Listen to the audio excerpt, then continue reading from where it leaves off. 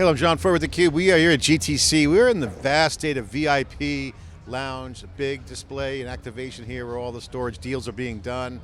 The big infrastructure providers are all getting ready to build out that next wave of AI infrastructure. We're going to talk about the high density storage that's powering the next generation cloud as we hear the stack in AI, memory, storage, and real-time AI, agents, all enabling this next value proposition. Andy Pernsteiner's Field CTO of VAST is here. Ace Stryker, Director of AI Ecosystems Marketing at Solidigm, and Brennen Smith, CTO of Runpod.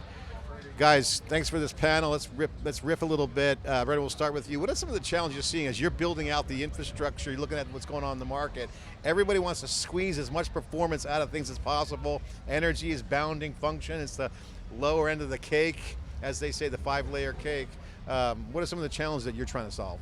Yeah, it's a really good question. I mean, at the end of the day, everyone's looking for an edge. Everyone wants to find that way to get an extra byte out of a drive to be able to make that happen. You know, we spend a lot of time talking about the shortages, but I think the other side to look at it is what does storage unlock in the AI space? You know, at Runpod, we see that GPUs paired with high quality storage, we use VAST very heavily, that increases our margins by 12%. That's a very repeatable playbook. It's very consistent in our data. GPUs make more money when they have storage attached to them. And that's because it unlocks so many different use cases that realistically are very difficult to achieve otherwise. So this is one where what we look at is how do we work with the right partners and making sure that as we're scaling, as we're growing, you know, we're able to leverage our storage techniques, which makes it a better experience for the customers, which at the end of the day results in a better product. Andy, why is the storage being so critical? I mean, you got to feed the memory, you got to feed the data. We started out, our main priority was to ensure that customers could get the most out of whatever hardware purchases that they were going to make across the entire stack, because obviously storage is more than just SSDs. You have to have networking, you have to have memory, CPU, you have to have interconnects, you have to have everything to bring it all the way to the application layer. And so we focused most of our energy on reducing the cost that people would have to spend to deploy the hardware infrastructure. Because we're a software company and we're not incentivized to sell hardware, but we need it in order for things to function. And so one of the things that we've been seeing over the course of the last several years as AI has gained more and more mainstream adoption is customers are realizing that they need access to more of their corpus of data to gain insight, and they need a place to put it that's extremely fast, scalable, and cost effective. And so we rely on our partners to make sure that we're getting the best in breed, not only from an efficiency standpoint for cost, but also from a density standpoint, because part of the layer cake is power. And people don't want to spend money on power if they don't have to. And so we're trying to reduce the footprint required to deploy infrastructure, not only at the sort of SSD layer, but also the power required to deliver. And you guys are doing really well. What'd you think of the keynote? Because you guys had real great rocket ship success, high escape velocity, as we say on theCUBE. You know, Jeff gives us updates, and won't say numbers, but we know that you guys are doing some good business. You're in that in the flow. Jensen talked a lot more about storage this year than ever before. I mean, you always have the storage slides, storage ready, but today, this GTC, he nailed it. He's like, we need to make that data. Humans can wait a second, but AI can't. Talk about what the impact of storage is. So our lens is obviously the one where we're, to be honest, scrambling to make sure our customers can get the allocations they need. Right? The number of exabytes deployed last year is going to be set to triple from our standpoint this year.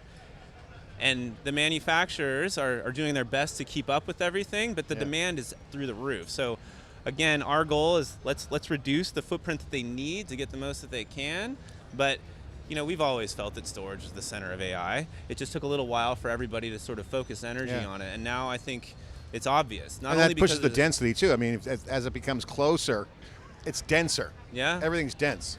Well, and let's also look at it this way. A lot of times when people are deploying, let's say, a gigawatt data center to deploy lots and lots of GPUs, storage used to be one of the main afterthoughts. It was something that people thought about after they were deploying, but they realize now they can't do that.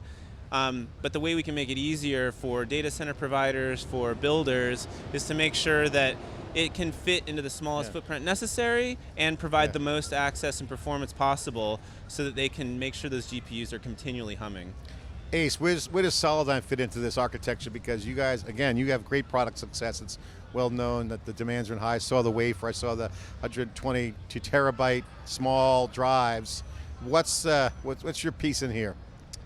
Well, we make the storage device itself, right? Which means our job is really to enable these guys to do the kind of work that really delights their customers, right? In my view, Runpod does a great job of making GPUs consumable and removing all the friction in that process, making it seamless for the end user, right? VAST has a particular strength in making sure those GPUs are highly utilized by feeding them data across this sort of disaggregated approach, right? And making sure that you don't have expensive compute resources that are sort of stranded and starving for data and running at 50% utilization, right? Underpinning that is the capability of the storage device itself, right? And so what our engineers are doing, is in the lab battling the laws of physics, to try to get to that next density point. We launched 122 terabyte SSD last year. We've announced our ambitions to double that in the near future here, right? That has very real implications on energy efficiency, which we hear from a lot of our customers is the key constraint and the key concern. Also rack space, infrastructure complexity. There's a lot of ways in which that benefit shows up. And so whether it's the stuff that lives in a GPU server, where you care about really high bandwidth and getting that hot data served to the GPUs as quickly as possible, or whether it's more of a shared storage across the network where density is the name of the game, Solidigm's always worried about those things and about how folks are using these kinds of solutions in the real world, make sure that our products can support and enable those to the extent possible. Brennen, how does this impact you on the partnership? How does it affect Runpod? I mean, it's a big one. Like, talking about density, it's common that there will be cases where we meet the physical requirements or the entire maximum of a DC space. If we can get more dense, more compact, that lets us be able to have a better monetization. But I think zooming out a little bit, a common theme here is speed. Right? The speed to access, the speed to load. Something that I think is going to become more and more pressing is just all the I/O stall time. Like, what can we do to cut that down? These GPUs are expensive to run. They're expensive to have sit cold as models are loaded in. What tricks can we do, especially, we have the application layer, we have the physical layer, we have the layer that connects it all together, is what can we do to make it a better experience? One thing I'm excited about that VAST is doing is building out a number of, I don't know what the proper term you guys call it is, but the features on top which let you actually meta-analyze the data. So Parquet data that then you can query as like actual SQL. That's really valuable if I can offer that to a customer and say, hey, load your structured data in. Not only can you use it for AI, but you can also do traditional analysis on it. That bridges gaps. So I think looking at, hey, how do we cut that down, but also be like, how do we bring better value to customers at scale?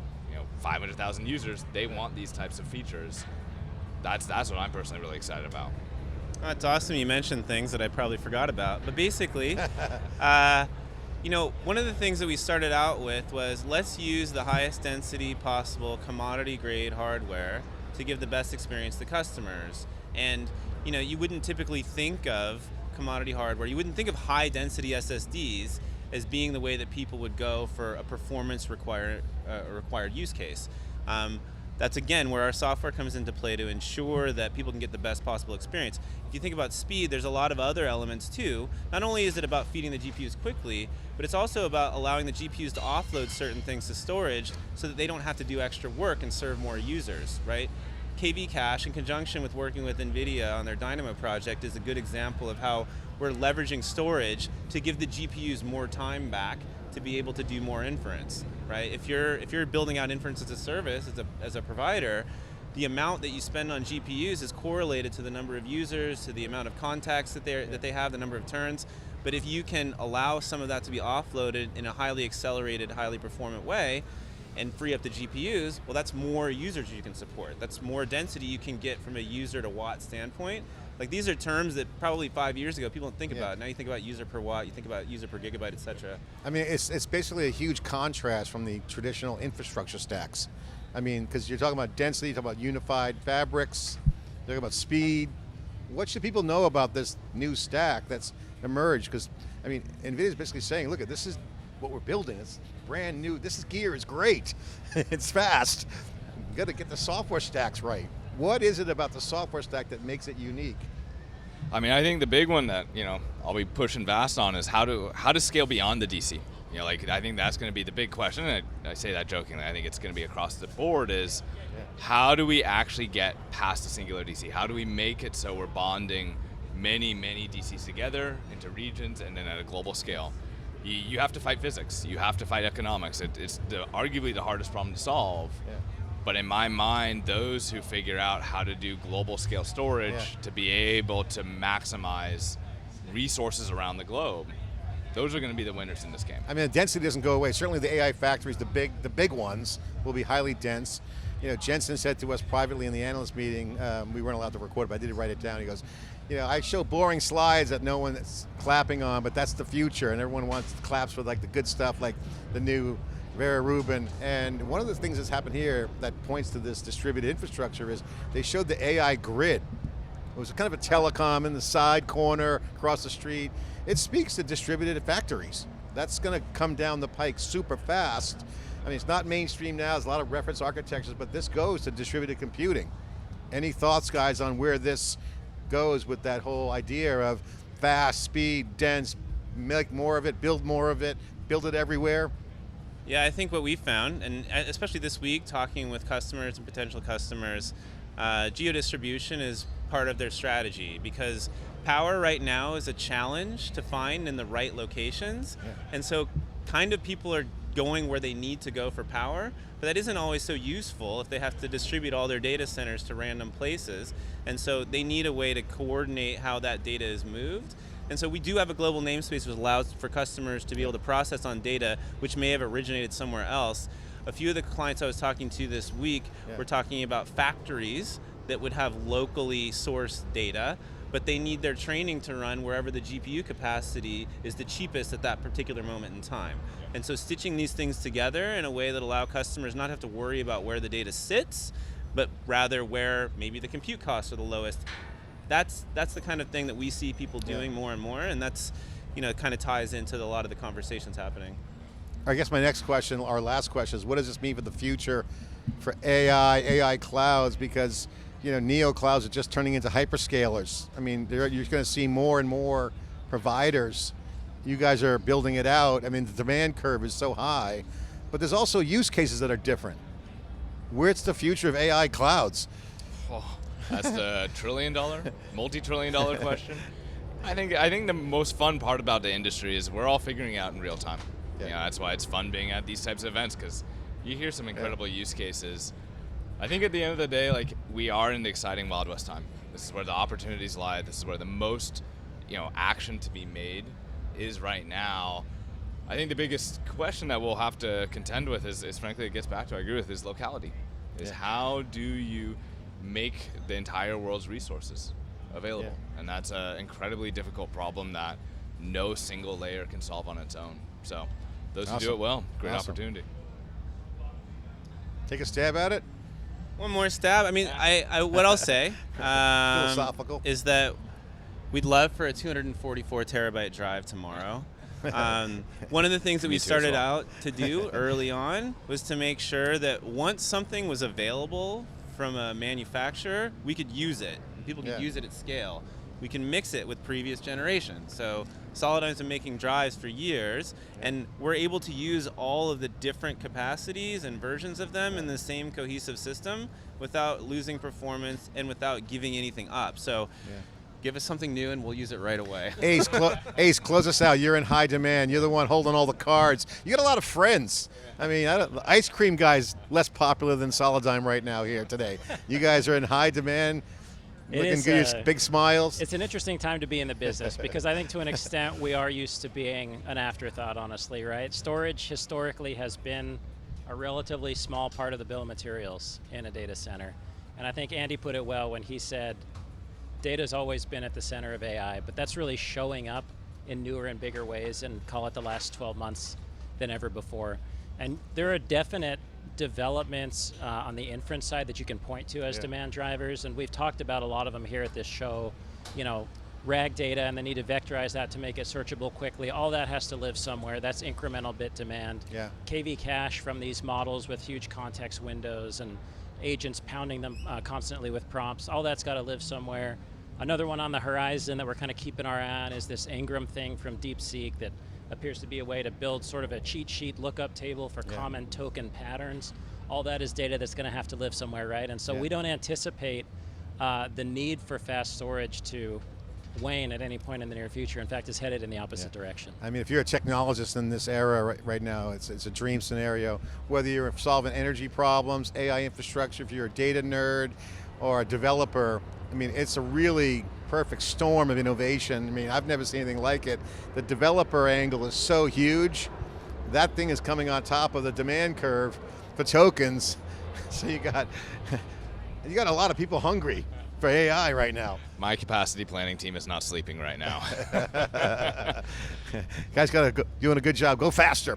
All right, thanks for coming. Thanks for this panel. Appreciate it. Yeah, the demand is exploding, and the developers are hungry for all the action. This is what's happening, and again, NVIDIA is just getting started. The ecosystem is changing and evolving super fast as the AI stacks up and down the 5-layer cake. I'm John Furrier, your host of theCUBE. Thanks for watching.